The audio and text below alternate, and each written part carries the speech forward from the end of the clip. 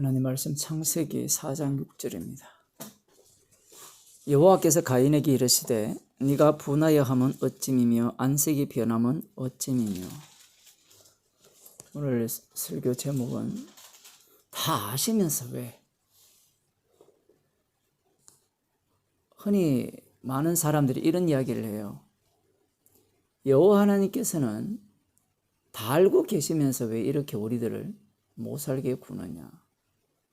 어떻게 될 결론까지도 다 알고 계시고. 지금 가인에게 질문을 하시죠. 네가 화가 났고 화가 나서 고개를 떨구고 있는 것이 어찌된 일이냐. 왜 물으실까요? 여호와 하나님께서 몰라서 물으실까요? 아담과 하와가 선악과를 따먹었을 때도 하나님께서 아담에게 찾아오셔서 네가 어디 있느냐 이렇게 물으셨죠. 몰라서 묻습니까? 이게 굉장히 중요해요. 누가 너의 버섯음을 알게 하였고 내가 너더러 먹지 말라 한 것을 네가 먹었느냐?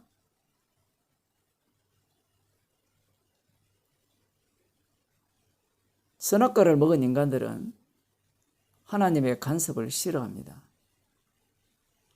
그래서 여호와 하나님께서 간섭하시지 않는 세상에서 살고 싶은 거죠. 어차피 주님이 다 아시고 행하시기 때문에 교회 안 가도 돼요. 어차피 구원시킬 분은 구원시킬 자는 시키잖아요. 지옥 보낼 자는 지옥 보내시고. 성경책 읽어서 뭘 해요? 읽는다고 구원되는 것도 아니고 안 읽는다고 지옥 가는 것도 아니고. 기도해서 뭘 합니까? 기도한다고 내 기도 들어줍니까? 안 들어주잖아요.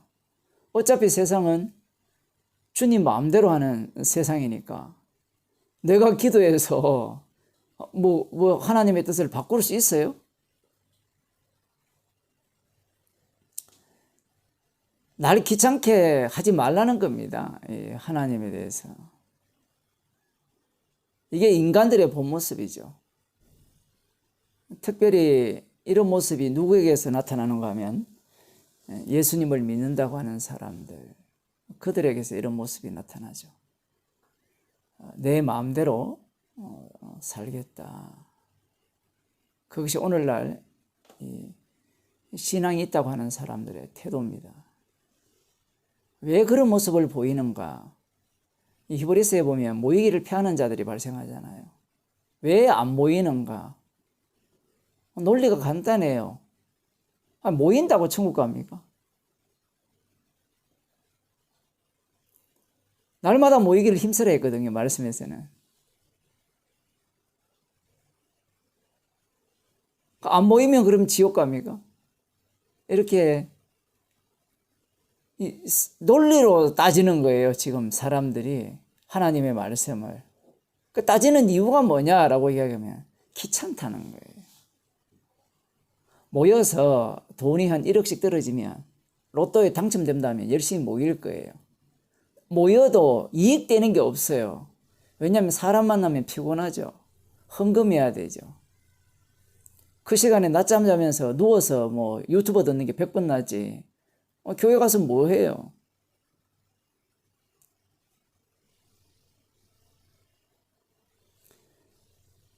주님이 아벨과 그 제물은 받으시고 가인과 그 제물은 안 받았어요. 이렇게 하심으로 말미암아 가인이 어떤 태도로 나올지 다 알고 계시죠. 그러면 왜 이런 주님의 그 받으심과 받지 않으심 속에 아벨과 가인을 집어넣었느냐? 이게 이제 오늘 본문을 해석하는 관건입니다. 방금 제가 예를 들었던 그런 태도는 세상을 자기 중심으로 보기 때문에 그래요. 주님은 세상을 만드신 목적이 따로 있죠. 십자가에 피 흘려 죽으신 하나님의 아들 예수 그리스도의 주되심을 증거하기 위해서 세상을 만들었어요. 그렇게 하면 가인에게 와서 질문 안 하시면 되잖아요. 어차피 혼자 증거하실 것 같으면 아벨과 그 제물도 받든지 말든지 그런 게 뭐가 필요합니까? 아예 세상을 만들지 말고 아들의 그 죽으신 아들의 주되심을 증거하면 안 됩니까? 증거하게 하기 위해서 세상을 만들었어요. 그래서 반드시 긍휼히 여기는 자와 강팍히 할 자가 필요한 겁니다. 그러면 그들을 어떻게 주님이 다루느냐라고 하실 때는 예수 그리스도의 주되신 그 새 언약을 완성하는데 그들을 이 새 언약이 어떤 기계라면 그 기계 속으로 집어넣어 버려요. 집어넣어 버리면 그들이 반응을 하게 되어 있거든요. 그 반응 속에서 그들이 갖고 있는 속에 담겨 있는 그 악마성이 쏟아져 나오죠. 죄들이 쏟아져 나오는 겁니다. 아담과 하와에게 여호와께서 질문을 하셨을 때 그들의 죄들이 쏟아져 나오죠. 하나님께서 주신 저 여자가, 하나님께서 만드신 저 뱀이 가인에게 질문하죠. 네가 분하여면 어찌 믿냐? 안색이 변하면 어찌 믿냐? 질문을 하는 순간 기분 나빠요. 그게 우리의 모습이잖아요. 화가 났는데 왜 화나냐고 물으면 그것도 본인 때문에 화가 났는데, 중요한 것은 성경 말씀은 성령 받은 자에게 주신 말씀이라는 겁니다. 그렇게 된다면 이 가인에게 질문하는 이 말씀도 누구에게만 들려지는가 하면 성령 받은 사람에게만 들려져요. 그래서 성경 말씀 그 어디에도 어느 것 하나도 빼버릴 본문이 없어요. 그런데 인간들은, 예수 믿는다고 하는 사람들은 성경을 볼 때 뺄 수 있는 본문이 있다고 생각해요. 예를 들어 오늘 같은 본문, 가인에게 질문하시죠. 나에게 하시지 않았다고 생각하는 겁니다.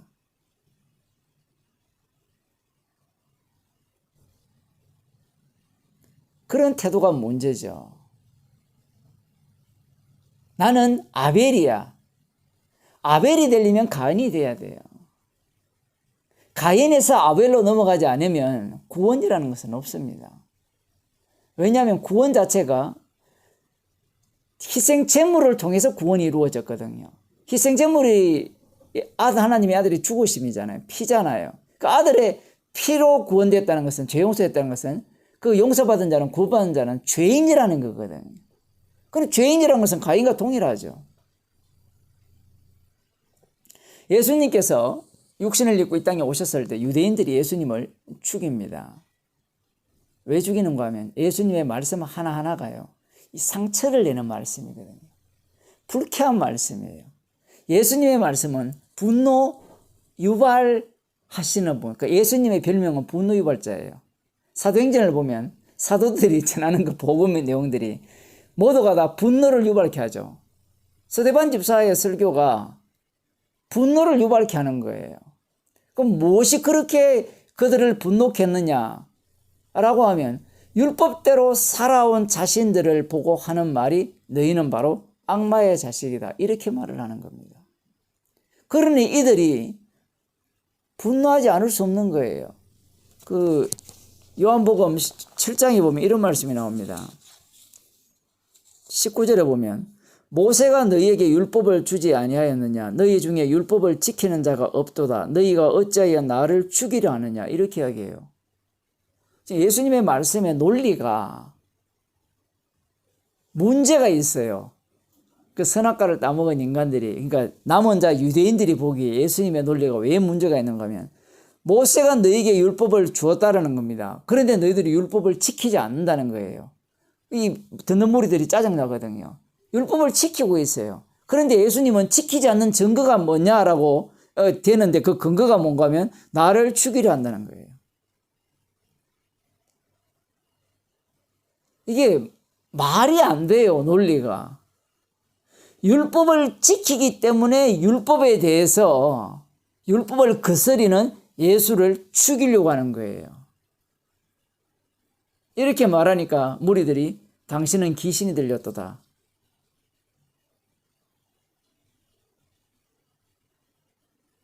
그런 식으로 말하면서 누가 당신을 죽이려 합니까? 라고 반문을 해요. 자기들도 몰라요.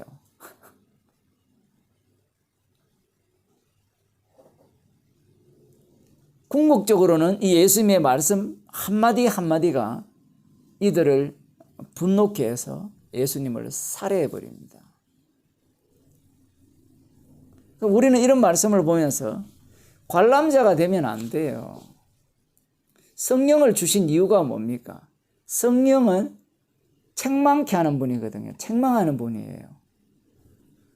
책망을 한다는 것은 우리를 어떤 자로 보는가 하면 죄인으로 본다는 거예요. 성경 말씀 자체가 우리를 책망하는 말씀이거든요. 사람들이 교회에 왜 옵니까? 칭찬 듣고 싶어 오고 위로받고 싶어 오는 거예요. 위로와 치유의 목회 얼마나 한때 유행했습니까? 지금도 마찬가지죠. 복받기 위해서 교회에 왔는데 설교가 맨날 책망입니다. 맨날. 좋은 소리를 안 해요. 맨날 지옥 가도 마땅합니다. 죽어야 마땅합니다. 아니, 상식적인 얘기를 안 해주는 거예요. 설교가. 예수님이 지금 상식적인 얘기를 안 하는 거거든요. 너 율법을 안 지킨다는 거예요. 모세가 율법을 줬는데. 지금 열심히 안식일을 지키고 있고 안식일을 안 지키는 사람이 누구예요? 그렇게 말하는 예수 당신이에요. 하나님을 망령되이 일컫는 자가 누군가 하면 예수예요. 하나님을 아버지라 해요. 자기를 하나님으로 한 거잖아요. 유대인들의 입장에서는 용납할 수가 없습니다. 유일신 여호와 하나님밖에 없는데 예수님이 하나님이 되면 뭐가 돼요? 여호와 하나님은 헛소리한 게 되잖아요. 지금까지. 그들을 불쾌하게 하는 겁니다. 예수님의 말씀은. 시편에 보면 복 있는 자는 주의 말씀을 주야로 묵상한다 이렇게 말합니다. 주야로 묵상하는 자다. 주야로 묵상하면 우리가 뭐 도인이 됩니까? 안 그러면 훌륭한 사람이 돼요? 아니죠. 주야를 묵상하게 되면 우리가 얼마나 큰 죄인인가를 알게 되죠. 말씀이라는 자체가 우리를 불쾌하게 하는 겁니다. 기분 나쁘게 해요. 어떤 것도 십자가 앞에서 긍정적으로 보는 요소가 없어요. 내가 정당하다라고 아무리 이야기해도 십자가 앞에서는 다 죄가 돼요. 어제도 그런 말씀 드렸죠. 복음을 열심히 전했는데 그게 죄라는 겁니다. 불쾌한 거예요. 짜증나요. 주님이 그렇게 만들어요. 그래야만 십자가를 자랑하는 주의 백성이 되기 때문에 그래요. 그걸 위해 부름을 받았거든요. 가인의 문제는 진노의 그릇이기 때문에 주님이 그렇게 물으시면 죽어 마땅합니다. 이렇게 나와야 되는데 그렇지 않다라는 사실이에요. 그러나 성도는 어떨까요? 죄인 중에 개수가 되죠. 주님의 말씀은 우리를 끊임없이 쪼갭니다. 언제까지? 죽을 때까지. 죽을 때까지 쪼개버려요. 그래서 죽여버립니다. 그게 주님의 일이에요. 그 쪼개짐 속에서 주님이 대신 죽으신 피공로를 드러내는 거예요. 그래서 아담아 네가 어디 있느냐? 네가 어찌하여 안색이 변하고 고개를 떨구고 있느냐? 라고 물으시는 자체가 가인에게는 저주의 물으심이지만 성도에게는 정말 감사가 넘칠 수 있는 그러한 은혜가 주어지는 기회가 되죠. 그 대표적인 사람이 누구였습니까? 다윗이었죠. 나단 선지자가 다윗에게 찾아왔을 때 다윗이 비로소 무엇을 깨닫습니까? 성령을 받게 되니까 자기는 모태의 죄 가운데서 태어난, 죄덩어리로 태어난 죄인이라는 거죠. 그걸 비로소 알게 되는 겁니다. 나 우리야 죽인 거 잘했어, 이 얘기가 아니고 정반대 이야기예요. 원래 죄인이니까 나 우리야 죽여 당연해, 바세바를 이렇게 범하는 게 당연해, 당연하다는 얘기가 아니라 내가 바로 하나님의 아들을 십자가에 못 박아 죽인 죄인 중에 개수임을 깨닫게 되는 거예요. 주님이 날카롭게 우리를 그으실 때 이 상처를 당해야 됩니다. 상처를 당해야 십자가의 피만 돋보이는 거예요. 가인은 상처를 당하기 싫은 거예요. 상처를 당하기 싫다는 것은 나 잘났다는 이야기입니다. 오늘날 교회는 나 잘났다, 그걸 지지해주는 설교를 하고 있죠. 기도하겠습니다. 주님께서 우리에게 말씀하지 않으시면 우리 속에 있는 것이 무엇이며 어떤 것이 우리를 장악하고 있는지를 이가 나올 수 없다라는 사실을 말씀을 통하여 알게 하시고, 매일 주께서 저희들에게 말씀하시기 때문에 우리를 찔르시고 쪼개셔서 십자가 피 외에는 자랑할 것이 없는 자로 살아가게 하심을 감사드립니다. 예수님 이름으로 기도드리옵나이다. 아멘.